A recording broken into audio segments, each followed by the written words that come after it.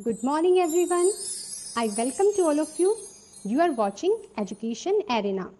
लेकिन वीडियो देखने से पहले नीचे दिए गए सब्सक्राइब बटन को ज़रूर प्रेस करें। नमस्कार अध्यापकगण, जैसा कि आप सभी जानते हैं कि 21 जून 2021 से ई कक्षाओं का यथावत आरंभ हो चुका है, जिसकी ई विद्यालय नाम की जो नई पहल शुरू हुई है। पिछले साल घर से पढ़ाओ के नाम से इस पहल का नाम था, जिसको अब बदल कर ई विद्यालय का नाम दे दिया गया है। तो 21 तारीख से कक्षाएं, ई कक्षाएं कह लीजिए आप उसको, कि उनकी शुरुआत हो चुकी है और जिसके अंतर्गत अब की बार लाइव कक्षाओं का भी संचालन करना है, लाइव डाउट क्लासेस का। तो उसके लिए आपको यह भी पता है कि प्रत्येक सप्ताह के अंत में आप सभी अध्यापकों ने अपने अवसर के माध्यम से, अवसर ऐप के माध्यम से एक फीडबैक फॉर्म भी भरना होता है। और यदि आज तक की बात करें तो यह कंप्लायंस केवल 2% ही है, तो जो कि बहुत ही कम है, कह लीजिए कि ना के बराबर ही है। तो आइए देख लेते हैं कि कैसे इस फीडबैक फॉर्म को भरा जाना है। बहुत ही आसान है और बहुत ही कम समय में इसे हम भर सकते हैं। सबसे पहले ज़रूरी है कि आप अपने अवसर ऐप को अपडेट ज़रूर करें गूगल प्ले स्टोर पर जा कर के। यदि आपका ऐप अपडेटेड नहीं है तो सभी नए फीचर्स आपके अवसर ऐप पर दिखाई नहीं देंगे। यह देखिए, सबमिट योर फीडबैक के नाम से आप यहाँ पर देख रहे हैं इस नीली पट्टी पर, इस पर क्लिक करें और ये देखिए कि कुछ सवाल आपके सामने हैं, इनका जवाब देना है और अंत में फीडबैक फॉर्म को सबमिट कर देना है। जिसके अंतर्गत पहला सवाल है, आपने इस सप्ताह कितनी लाइव कक्षाएं संचालित की। तो जितनी भी कक्षाएं आपने संचालित की हैं, आप वह संख्या आप यहाँ भर देंगे। आप यहाँ देखें 100 तक संख्या दे रखी है।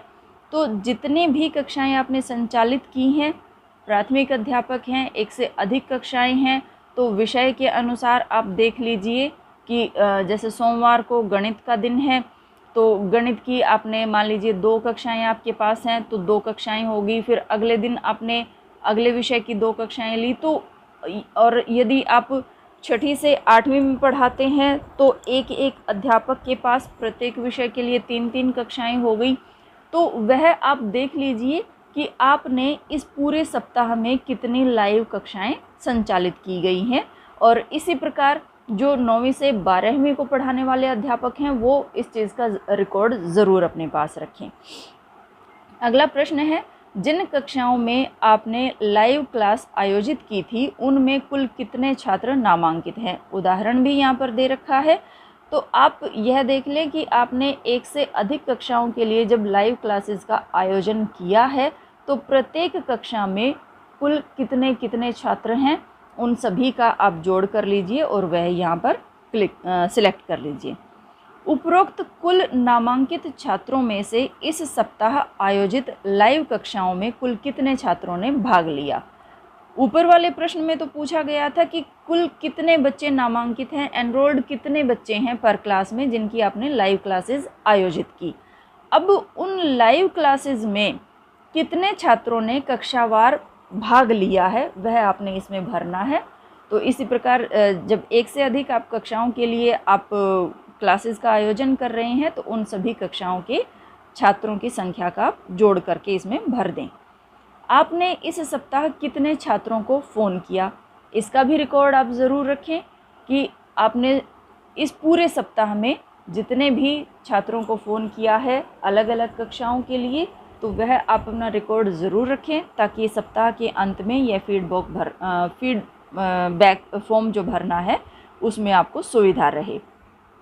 इस सप्ताह एडुसेट देखने वाले छात्रों की संख्या, यह भी आप छात्रों से जब भी आप संपर्क करते हैं अपने, चाहे व्हाट्सएप के माध्यम से, ग्रुप के माध्यम से, लाइव क्लास के माध्यम से या टेलीफोन कॉल के माध्यम से, तो इन चीज़ों की जानकारी भी आप अवश्य रखें।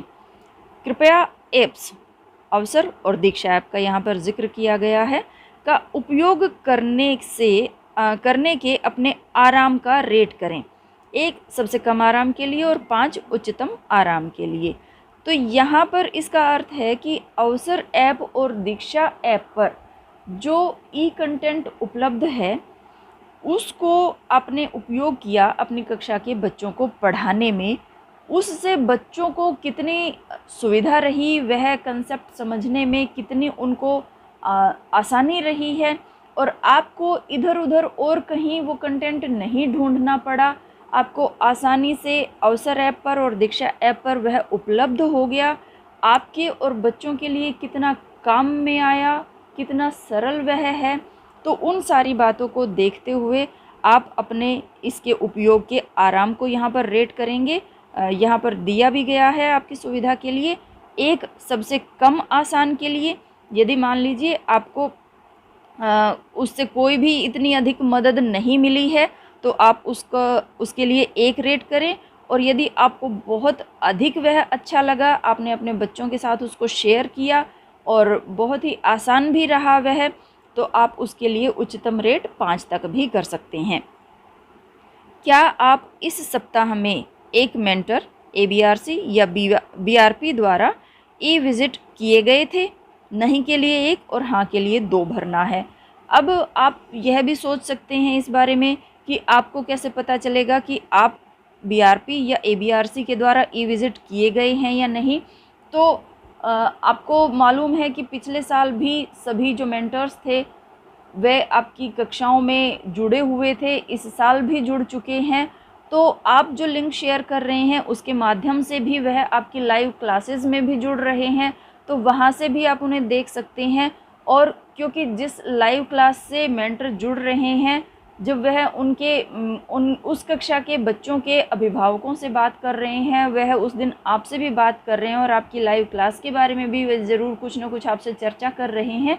तो यहाँ से आपको यह मालूम हो जाएगा कि कोई BRP या ABRC आपकी इस कक्षा से जुड़े हैं। तो यदि नहीं जुड़े हैं तो आप 1 भरेंगे, और यदि जुड़े हैं तो 2 भरेंगे। इस प्रकार यह एक बहुत ही छोटा सा और बहुत ही आसान फॉर्म है, आप इसे ज़रूर भरें। सप्ताह में केवल 1 ही बार भरना है इसको, सप्ताह के अंत में। बहुत अधिक कठिन कार्य यह नहीं है, तो आप इसको भरकर अपना कंप्लायंस, अपने ब्लॉक का, अपने ज़िले का कंप्लायंस बढ़ाएं। नमस्कार, धन्यवाद।